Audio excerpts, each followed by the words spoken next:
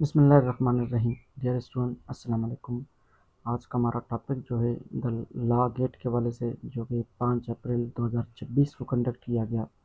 इसमें जो पिंक के सारे क्वेश्चन वो वायरल हुए थे, मैं आपके सामने वन बाय वन शेयर करता हूं और आप इसे देखकर अच्छी तरह से तैयारी कर सकते हैं।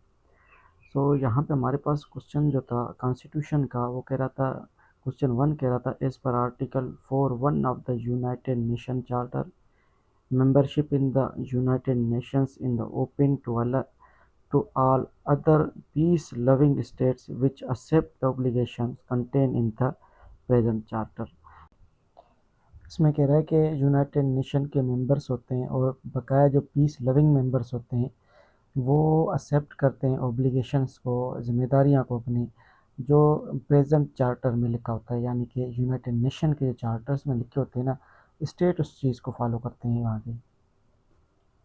और यहाँ पे हमारे पास क्वेश्चन 2 है, वो कह रहा है एज पर article 194 of the constitution of Pakistan 1973, before entering upon office the chief justice of high court shall make before the governor any other chief justice of court shall make before the chief justice oath in the form set out in the dash schedule.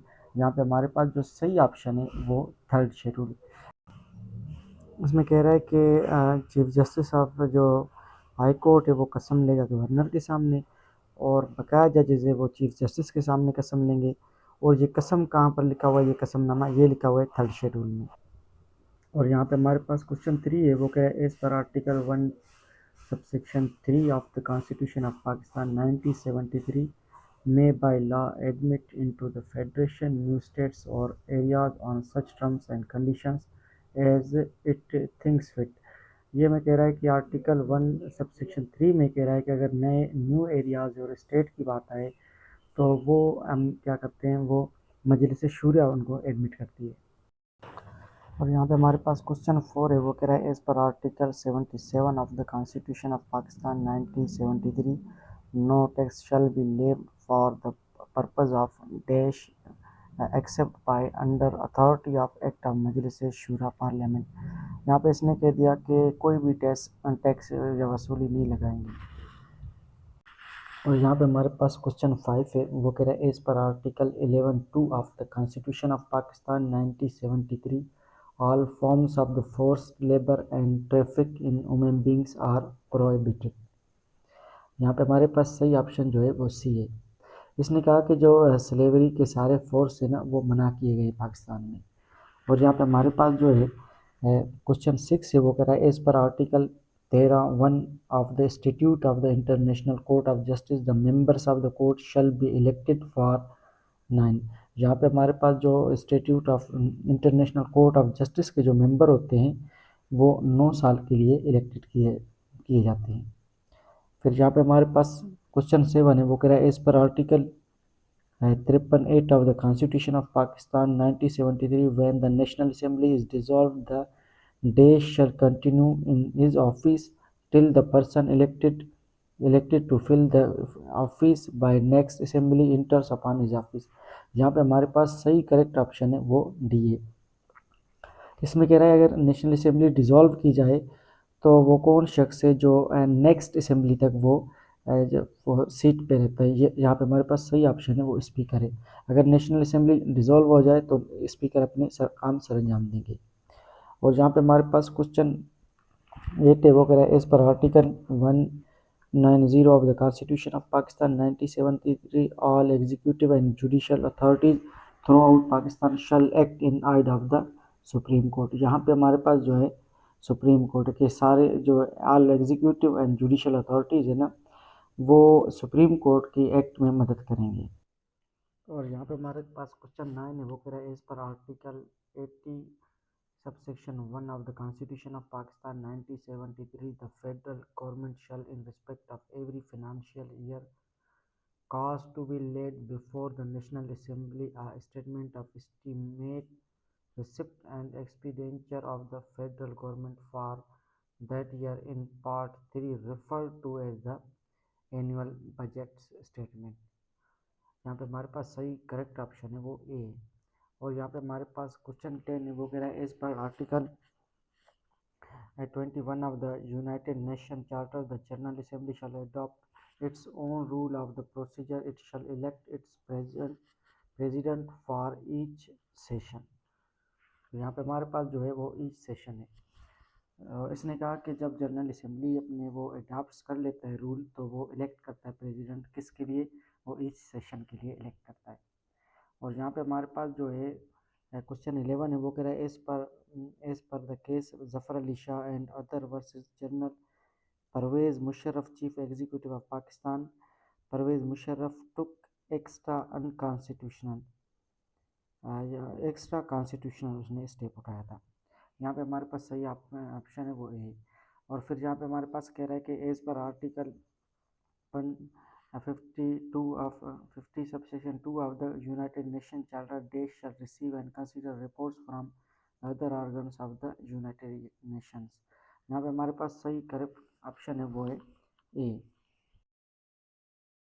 यहाँ पे हमारे पास question है वो कह रहा है as पर article 56(1) of the Constitution of Pakistan 1973, Desh may address either house or both houses assembled together and may for that purpose requiring the attendance of the member। यहाँ पे हमारे पास सही ऑप्शन है वो डी है कि प्रेसिडेंट जो है वो दोनों हाउसों को खिताब कर सकता है।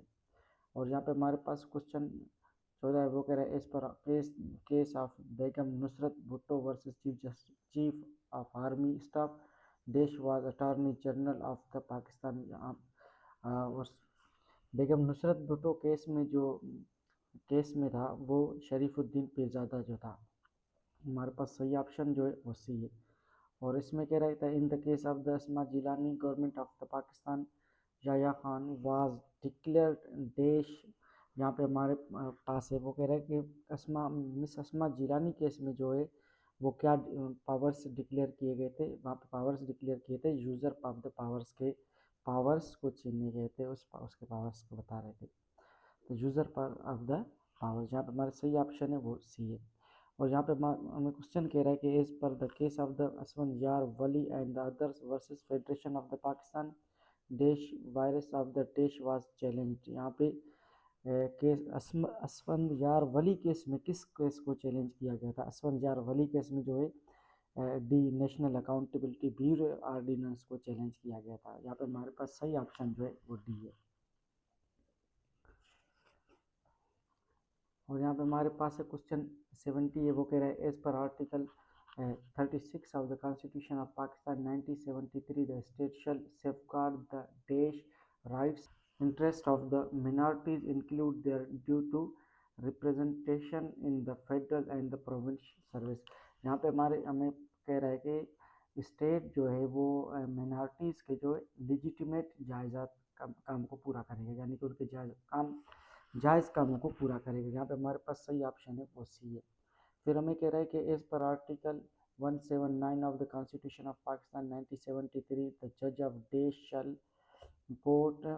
shall hold office until he attains the age of the 65 years unless he sooner resigns or removed from office in according with the constitution। यहाँ पे हमारे पास जो है सही ऑप्शन जो है सुप्रीम कोर्ट है। सुप्रीम कोर्ट का जो जजेस होते हैं वो 65 ईयर्स के बाद वो रिटायर होते हैं। और यहाँ पे हमारे पास जो है वो क्वेश्चन है वो कह रहा है क्वेश्चन 19 है, वो कह रहा है एज पर article 10(1) of Statute of the International Court of Justice, those candidates who obtain or absolute majority of votes in the General Assembly and the Security Council shall be considered as a देश।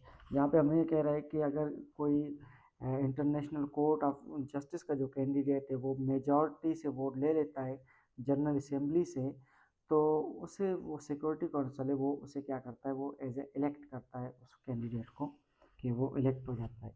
यहाँ पे हमारे पास जो सही option है वो सी है। फिर यहाँ पे हमें क्वेश्चन जो है वो 20 है, वो कह रहा है एज पर case the state versus 200 and others, देश was the chief justice at the time के 200 केस में चीफ जस्टिस कौन था? 200 केस में चीफ जस्टिस जो था वो मोहम्मद मुनीर था। याद रहे यहाँ पे मोहम्मद मुनीर है। और मौलवी तमीज़ुद्दीन केस में भी मौलवी मुनीर था।